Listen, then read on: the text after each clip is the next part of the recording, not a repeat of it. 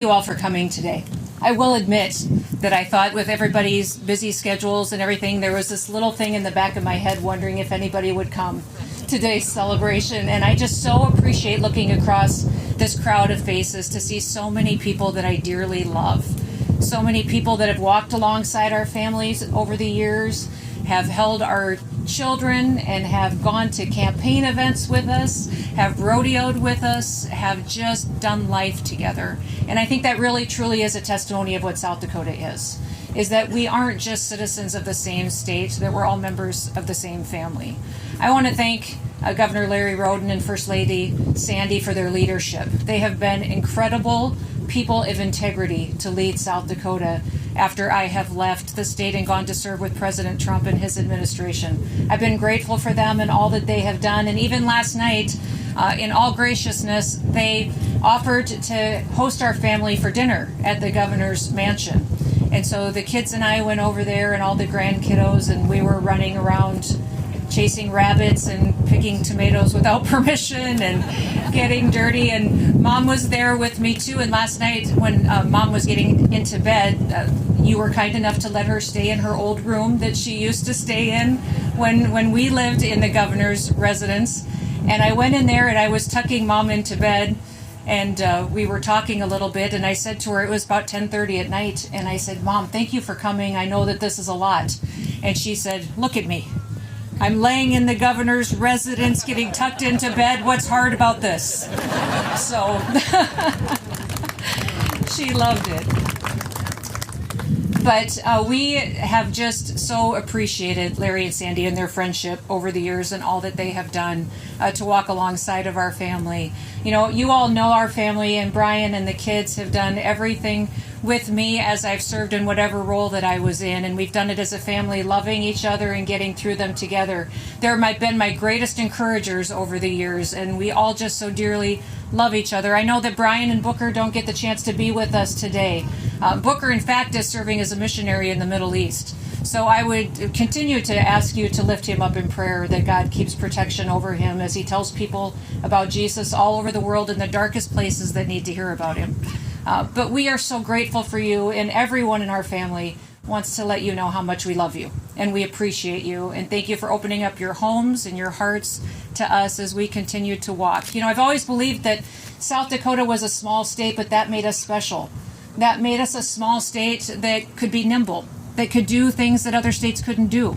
We could almost be a pilot project for what we wanted America to be like, and put in place reforms, and we all did that together. And I think that's why South Dakota continues to lead the nation in the example that it sets. It's a city on a hill, a shining example of what freedom looks like, and will still continue to be that way for many generations to come. The Trail of Governors, I want to thank you for the work that you do, for the history that you're dedicated to telling our kids and grandchildren about past leaders. I know I've appreciated all that you've done in educating us and our family about South Dakota, our beginnings, those who stepped up and served, and the fact that you worked with us so much on this statue. For me, when they first came to me and said they wanted to do the statue, I said, well, shouldn't I be dead first? And they said, no, we've done a few of them and I said, well, I would appreciate it if we could wait until then, because it just seems strange to do a statue when you're still alive. And I said, well, then if we're going to do one, I really want my horse to be in it. And that made things complicated. Iceman is a very, very special horse. He is just a sorrel gelding, registered. His registered name is Ashwood Iceman, but he's solid. He's steady. He never gave me a single fit or a bad attitude. There was one parade where he wasn't so kind to Larry, but I was kind of okay with that. Just kind of proved that he was my horse. But, you know, you take a horse and put him in a buffalo roundup when they haven't experienced it before, and it can get pretty dangerous. And he was just a rock star. No matter what situation I put him in, he was the very first horse to carry an American flag at a professional bull riding event, where they actually dropped fireworks on his head and lit the arena floor on fire. And he walked out there and stood proudly with the American flag. So he's still with me. He's got a little arthritis in his knees because of all the things that we put him through, but he's very, very special. And the fact that you allowed us to have Iceman in the portrait and in the statue is very special to me and to my family. My dad was a cowboy, and every day I still miss him. He died when he was 49 years old in an accident, but most people don't realize this. When I grew up, my horse pasture gate had a sign that hung over it, and it had this sign that hung over it that had a quote that Dad had made and put there for us to read every time I went out to catch my horses. And it said, "There's nothing so good for the inside of a man as the outside of a good horse." And I read that all the time, and I truly thought it was true. I didn't realize until I got to Congress that that was a Ronald Reagan quote. My dad wasn't a political guy. The fact that he hung a Ronald Reagan quote over my horse pasture gate is pretty remarkable. And then I got elected to be the 33rd governor of South Dakota, and Ronald Reagan was the 33rd governor of California. And it just all is incredibly special. And right now I've got 3 cowboys at our ranch hanging that very same sign above our horse pasture gate that we just built brand new to continue not just to remember my dad and all that he instilled in us kids when we were little and the values that he gave us, but also our leaders and our presidents and people who have led this nation through challenging times, but did so with a smile and a sparkle in their eyes like President Reagan did. I want to thank as well John Lopez. I've loved him ever since I first saw him. I think you can tell a good heart on someone when you meet them. And he's just always been special. I think I first paid attention to you, John, because my mom thought you were cute. And she made us drive all the way to Lemon to meet this cowboy that was cute. And we found out what a good artist you were, and she'd always admired you. So thank you for doing this. This means a lot to me. I know how busy you are. You're traveling around the world, gracing people with your gifts and talents that God has given you. The fact that you put this much time and effort into this sculpture means the world to me, and will hopefully to my children and to my grandchildren as well.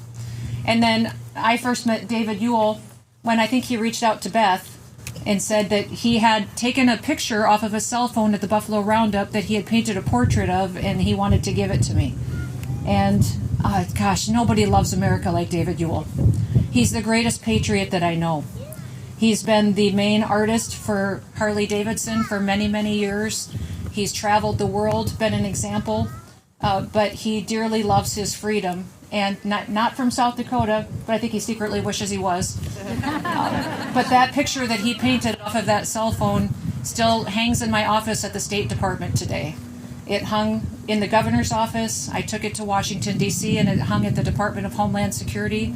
And then I moved it over to the State Department for the Shield of Americas when I moved there to continue to work with President Trump to help other countries secure their borders, deal with migration, to bring safety to their communities and their homelands so they could be better allies of the United States. Thank you, David, for all that you do and for who you are and for your heart. I'll always strive to be more like you.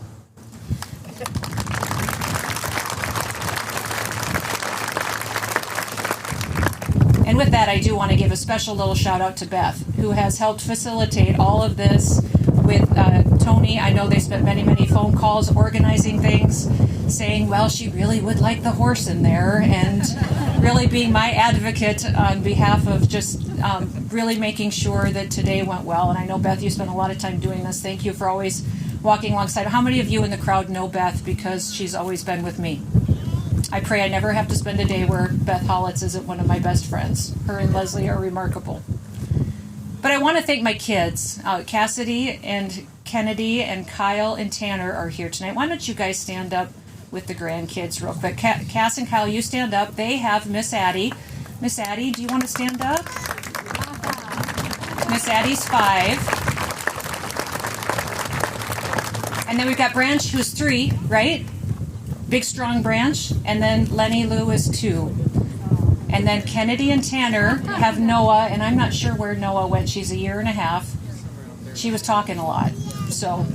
But the best job I've ever had in my life is being a grandmother.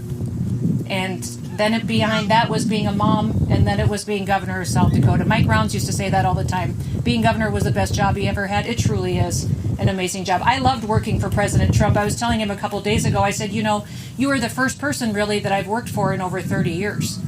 Ever since my dad passed away, I always was able to work for myself or work for the people of South Dakota?